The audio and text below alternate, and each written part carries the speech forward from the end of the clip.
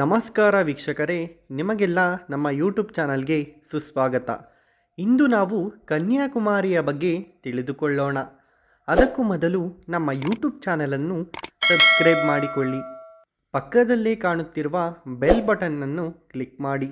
ಭಾರತದ ಅಡಿಯಿಂದ ಮುಡಿಯವರೆಗೆ ಆಧ್ಯಾತ್ಮಿಕ ಶ್ರೀಮಂತಿಕೆ ವ್ಯಾಪಿಸಿದೆ. ಭಾರತದ ವರ್ಣನೆ ಮಾಡುವಾಗಲೆಲ್ಲ ಸಾಮಾನ್ಯವಾಗಿ ಕಾಶ್ಮೀರ ಮತ್ತು ಕನ್ಯಾಕುಮಾರಿಯ ಹೆಸರನ್ನು ಪ್ರಸ್ತಾಪಿಸುತ್ತೇವೆ. ದಕ್ಷಿಣ ಭಾರತದ ಮುಖ್ಯ ಭೂಮಿಯ ತುತ್ತ ತುದಿಯಲ್ಲಿರುವ ಊರಿಗೆ ಕನ್ಯಾಕುಮಾರಿ ಎಂಬ ಹೆಸರು ಬಂದಿದ್ದು ಪೌರಾಣಿಕ ಕಥೆಯಿಂದಾಗಿ.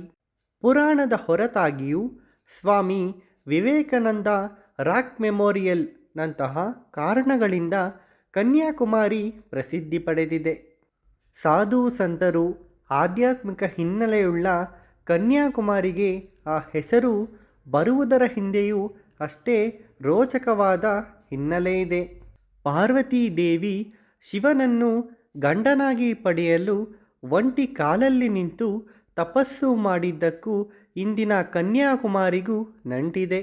ಇತ್ತೀಚೆಗೆ ಅಂದರೆ ನಮ್ಮ ಕಾಲಘಟ್ಟದಲ್ಲಿ ನಡೆದ ಐತಿಹಾಸಿಕ ಘಟನೆ ಏನೆಂದರೆ, ಅದು ಸ್ವಾಮಿ ವಿವೇಕಾನಂದರು ವಿಶ್ವಧರ್ಮ ಸಮ್ಮೇಳನವನ್ನುದ್ದೇಶಿಸಿ ಮಾತನಾಡಲು ಅಮೆರಿಕಾಗೆ ಹೊರಡುವ ಮುನ್ನ ಕನ್ಯಾಕುಮಾರಿ ಕಡಲಲ್ಲಿರುವ ಬಂಡೆಯ ಮೇಲೆ ಕುಳಿತು ಧ್ಯಾನ ಮಾಡಿದ್ದರು ಎನ್ನುವುದು ಮತ್ತೊಂದು ವಿಶೇಷ. ಕನ್ಯಾಕುಮಾರಿ ಎಂದು ಈ ಪ್ರದೇಶಕ್ಕೆ ಹೆಸರು ಬರಲು ಹಿಂದಿನ ಕಾರಣವೇನೆಂದರೆ, ಅದು ಪಾರ್ವತಿ ದೇವಿಯ ತಪಸ್ಸು.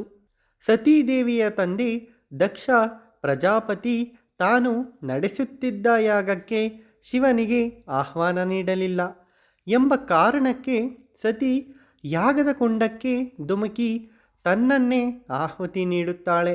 ನಂತರ ಸತೀದೇವಿಯೇ ಪಾರ್ವತಿಯಾಗಿ ಮತ್ತೆ ಹುಟ್ಟಿ ಶಿವನನ್ನು ಪತ್ನಿಯಾಗಿ ಪಡೆಯಲು ತಪಸ್ಸು ಮಾಡುತ್ತಾಳೆ. ಶಿವನನ್ನು ಪಡೆಯಲು ಪಾರ್ವತಿ ಒಂಟಿ ಕಾಲಿನಲ್ಲಿ ನಿಂತು ತಪಸ್ಸು ಮಾಡಿದ್ದು ಇಂದಿನ ಕನ್ಯಾಕುಮಾರಿ ಪ್ರದೇಶದಲ್ಲೇ. ಆದ್ದರಿಂದಲೇ ಇದಕ್ಕೆ ಕನ್ಯಾಕುಮಾರಿ ಎಂಬ ಹೆಸರು ಬಂತು ಎಂದು ನಂಬಿಕೆ ಇದೆ.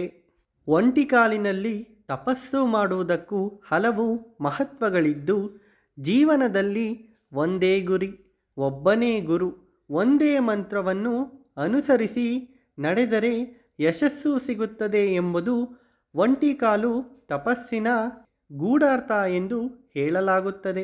ಆದ್ದರಿಂದಲೇ ಪಾರ್ವತಿ ಒಂಟಿ ಕಾಲಿನ ಮೇಲೆ ನಿಂತು ಶಿವನನ್ನು ಕುರಿತು ತಪಸ್ಸು ಮಾಡಿದ್ದರಿಂದ ಶಿವ ಪಾರ್ವತಿಗೆ ಒಲಿದ ಎಂದು ನಂಬಿಕೆಯೂ ಇದೆ. ಕನ್ಯಾಕುಮಾರಿ ಪ್ರದೇಶ ದೇವಿ ಪಾರ್ವತಿಯ ತಪಸ್ಸಿಗೆ ಅತ್ಯುತ್ತಮ ಉದಾಹರಣೆಯಾಗಿದ್ದು, ಸ್ವಾಮಿ ವಿವೇಕಾನಂದರ ತಪಸ್ಸಿಗೂ ನೆರವಾಯಿತು.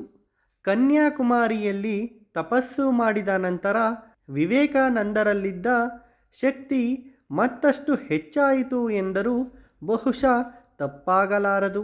ಇಷ್ಟೆಲ್ಲ ವಿಶೇಷತೆ ಹೊಂದಿರುವ ಕನ್ಯಾಕುಮಾರಿಗೆ ಭೇಟಿ ನೀಡುವುದರಿಂದ ಪ್ರವಾಸಿಗರ ಮನಸ್ಸು ಸಹ ಹಗುರವಾಗುತ್ತದೆ. ಈ ಮೂಲಕ ಚಿತ್ತಶುದ್ಧಿಯು ಸಾಧ್ಯವಾಗುತ್ತದೆ ಎಂಬ ನಂಬಿಕೆ ಇದೆ. ಭಾರತಾಂಬೆಯ ಪದತಲದಲ್ಲಿರುವ ಕನ್ಯಾಕುಮಾರಿ ಸಮಸ್ತ ಭಾರತಕ್ಕೆ ಪೂಜನೀಯವಾಗಿದೆ. ಕನ್ಯಾಕುಮಾರಿಯ ಬಳಿಯಲ್ಲಿರುವ ಪ್ರಮುಖ ಪ್ರವಾಸಿ ತಾಣಗಳೆಂದರೆ ವಿವೇಕಾನಂದ ರಾಕ್ ಮೆಮೋರಿಯಲ್, ತಿರುವಳ್ಳುವರ್ ಪ್ರತಿಮೆ, ಗಾಂಧಿ ಮಂಟಪ, ಕನ್ಯಾಕುಮಾರಿ ಬೀಚ್, ಪದ್ಮನಾಭಪುರಂ ಅರಮನೆ, ಮಥುರ್ ಹ್ಯಾಂಗಿಂಗ್ ಬ್ರಿಡ್ಜ್, ವಟ್ಟಕೋಟೆ ಫಾರ್ಟ್, ಕುಮಾರಿಯಮ್ಮನ್ ಟೆಂಪಲ್. ಅಷ್ಟೇ ಅಲ್ಲದೆ ಇಲ್ಲಿ ಸೂರ್ಯಾಸ್ತ ಮತ್ತು ಸೂರ್ಯೋದಯವನ್ನು ಕಣ್ತುಂಬಿಕೊಳ್ಳಲು ಸೂಕ್ತವಾದ ಜಾಗವೆಂದು ಕನ್ಯಾಕುಮಾರಿಯನ್ನು ಹೇಳಲಾಗುತ್ತದೆ.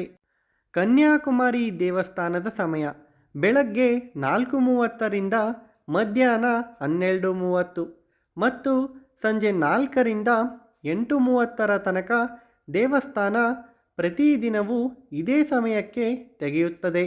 ಬೆಳಗ್ಗೆ 4:30ಕ್ಕೆ ದೇವಸ್ಥಾನ ತೆರೆದು 12:30ಕ್ಕೆ ಮುಚ್ಚುತ್ತದೆ.